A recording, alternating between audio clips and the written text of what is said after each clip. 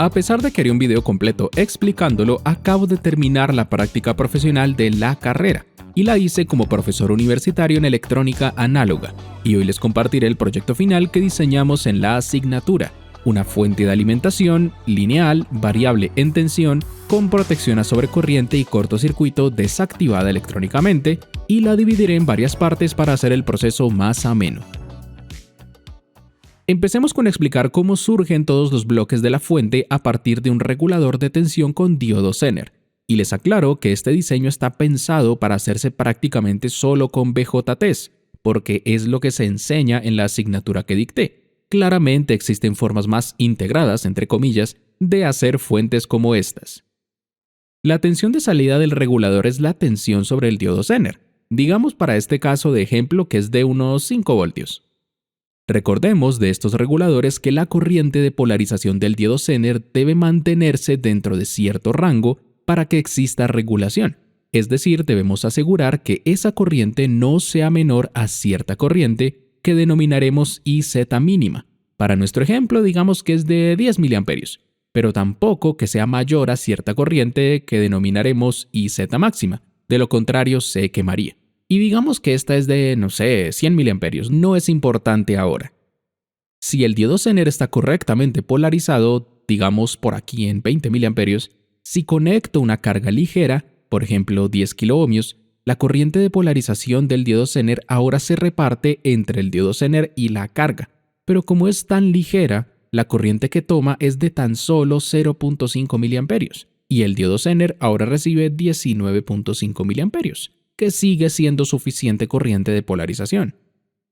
Si ahora conecto una carga fuerte, digamos 10 ohmios, la corriente que debería tomar es de 500 miliamperios, y obviamente la corriente que recibe el diodo Zener es insuficiente, dejando de funcionar el circuito de regulación.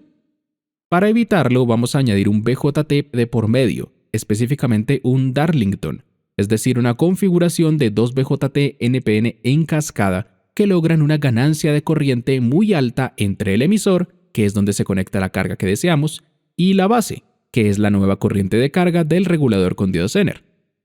Para nuestro caso, esta ganancia será de 1000, más adelante entenderán por qué.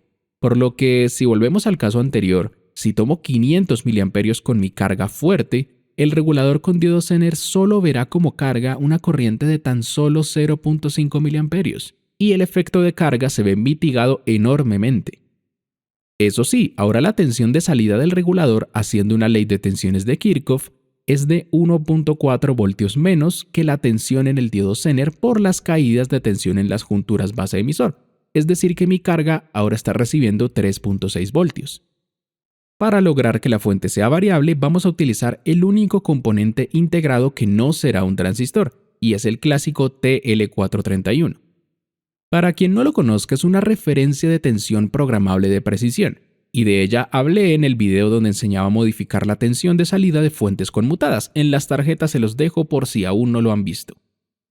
Regresando al tema y para este sencillo caso, piensen en él como un simple diodo Zener cuya tensión de ruptura, es decir, la que cae entre cátodo y ánodo, puede cambiarse, y esto lo hace con realimentación, tomando una muestra de la tensión en el cátodo y llevándola a un pin llamado referencia a través de un divisor de tensión. El TL431 ajustará su tensión cátodo-ánodo de tal forma que el pin de referencia siempre deba recibir 2.5 voltios. Y si dejamos fijo el valor de una resistencia y variamos el valor de la otra, podremos variar para qué tensión cátodo-ánodo este entrega 2.5 voltios. Para que se entienda, por ejemplo, si la resistencia superior es un corto, la tensión en el cátodo y la de referencia es la misma, y tenemos 2.5 voltios en la base del Darlington, o 1.1 voltios a la salida de la fuente. Siguiendo la fórmula de la tensión de salida de los divisores de tensión, si ahora ambas resistencias son iguales, la tensión de salida será la mitad a la de la entrada, o sea que para tener 2.5 voltios en el pin de referencia, debemos tener 5 voltios en el cátodo. Y con 5 voltios en la base del Darlington tendremos 3.6 voltios a la salida y así sucesivamente. Este par de resistencias se deben calcular de tal forma que tengamos la tensión mínima y máxima de salida deseada, pero enfrentamos otro problema, y es que asumir que siempre tendremos 1.4 voltios cayendo entre base y emisor del Darlington por más cambios de corriente y de temperatura que tengamos es ser demasiado optimista. Y para corregir esto vamos a aprovechar la realimentación. ¿Qué pasaría si mejor llevo la entrada del divisor de tensión directamente a la salida de la fuente?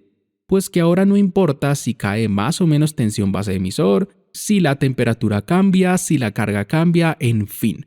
El TL431 se encargará de regular su tensión entre cátodo-ánodo para que siempre exista a la salida de la fuente la tensión que programemos.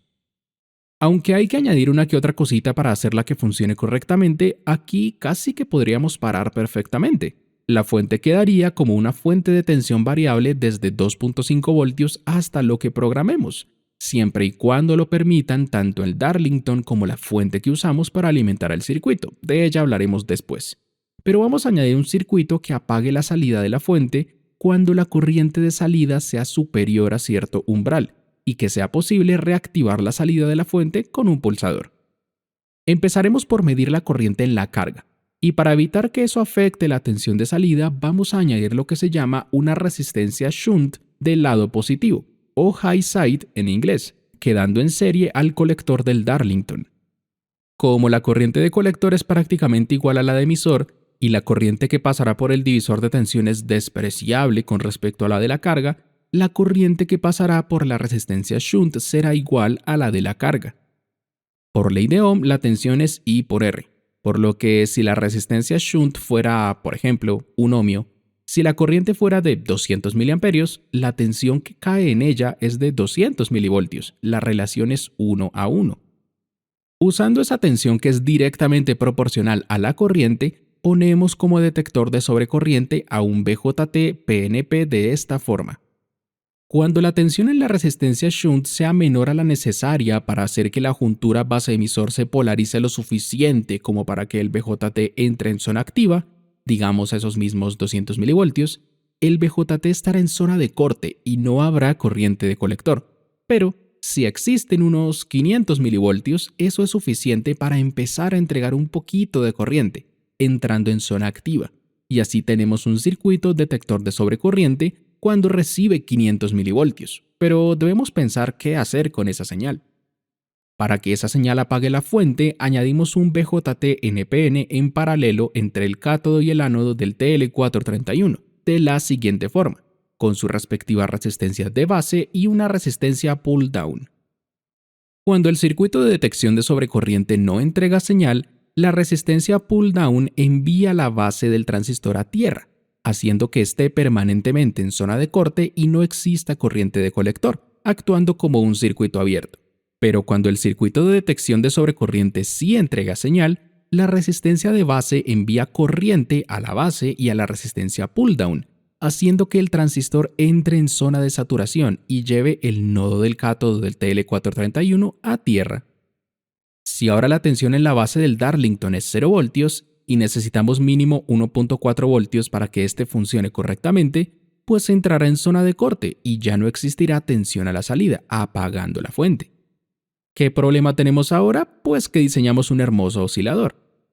Cuando la fuente se apague, la corriente en el colector del Darlington desaparece, el circuito de detección de sobrecorriente no entrega señal, el circuito de apagado se desactiva, vuelve a existir una tensión cátodo-ánodo que hace que por la carga exista nuevamente esa corriente que anteriormente estaba pasando, el circuito de detección de sobrecorriente envía señal al circuito de apagado, el circuito de apagado apaga la salida de la fuente y el ciclo se repite, entrando en un estado de oscilación. Para evitar esto, debemos enclavar el circuito de apagado, de tal forma que solo con que haya existido señal proveniente del circuito de detección de sobrecorriente sea suficiente para apagar la fuente y mantenerla en ese estado, siga estando o no esa señal. Y después nosotros desenclavaremos el circuito de apagado manualmente con un pulsador. El componente que usaremos es un SCR, pero en su versión implementada solo con BJTs, añadiendo un BJT PNP de esta forma. Cuando llegue corriente a la base del NPN proveniente del circuito de detección de sobrecorriente, permitirá corriente de colector, pero esa corriente de colector es además la corriente de base del PNP. Y si existe corriente de base, existe corriente de colector.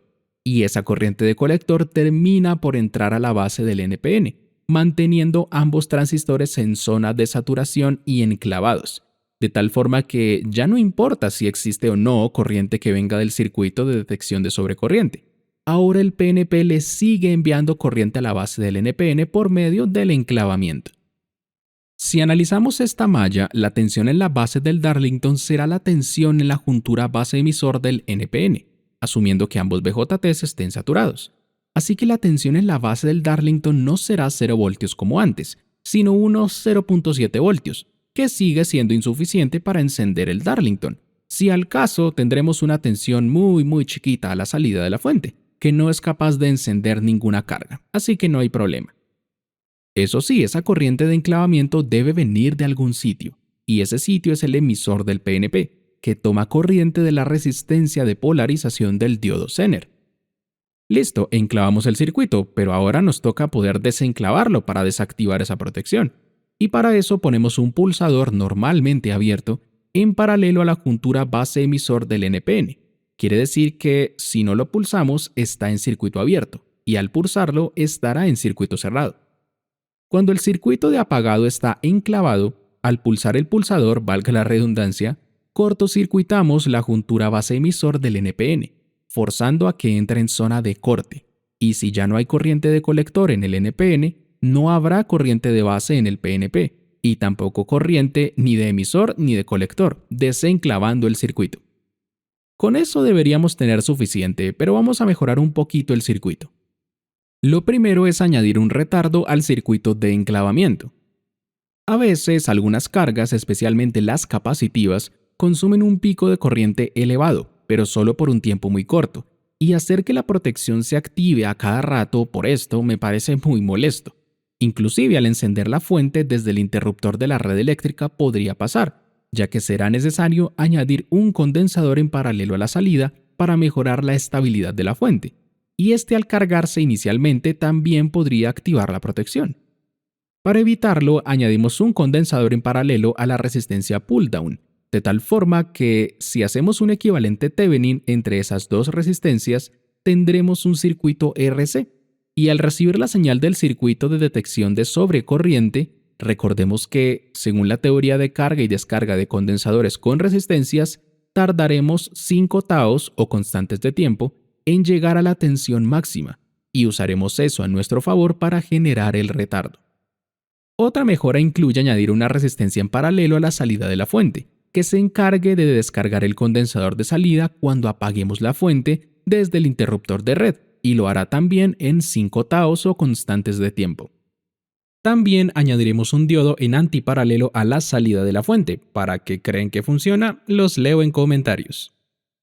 Finalmente, añadimos un circuito que indique con LEDs si la salida está encendida o apagada, y funciona de la siguiente forma. Cuando no hay tensión a la salida de la fuente, la resistencia pull-down lleva la base del transistor a tierra, haciendo que esté permanentemente en zona de corte y no fluirá corriente por el LED verde. Pero por otro lado, el LED rojo y todos los diodos rectificadores en serie a él sí estarán polarizados directamente, tomando corriente de la resistencia limitadora, encendiendo el LED rojo. La caída de tensión de todos los diodos en conjunto sería de aproximadamente 4 voltios, y eso es importante por lo siguiente. Cuando sí hay tensión a la salida, llevamos corriente de base al transistor y lo hacemos entrar en zona de saturación, llevando el cátodo del LED verde a tierra y encendiéndolo al recibir corriente de la resistencia limitadora. Como tenemos cayendo en el LED unos 2.1 voltios y en el transistor aproximadamente 0 voltios, en el nodo donde antes habían 4 voltios ahora tenemos 2.1 voltios, y eso es insuficiente para encender todos los 4 diodos anteriores, y solo va a encender el LED verde, y de esta forma funciona este circuito, bastante sencillo e inteligente.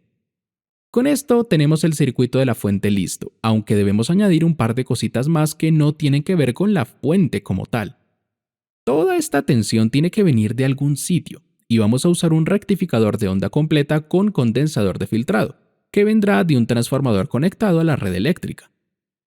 Además, podemos añadir auxiliarmente un devanado para alimentar otro rectificador, pero este puede ser de media onda.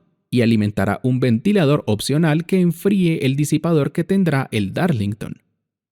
Finalmente, añadimos un voltímetro amperímetro digital que nos permita saber qué tensión y corriente tenemos a la salida, alimentado con la tensión de entrada de todo este circuito.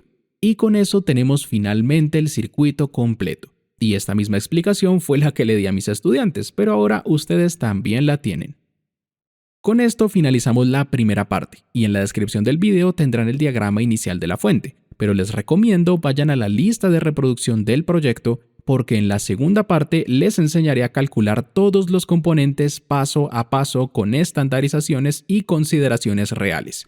Y si no alcanzamos en ese video, en la tercera y última parte hacemos el pedido de PCBs, ensamblaje y pruebas. Los espero por allá.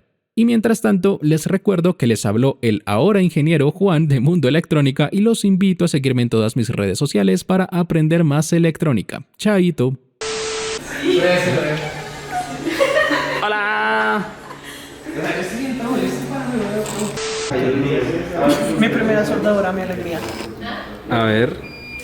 Oh my god, it's so pretty.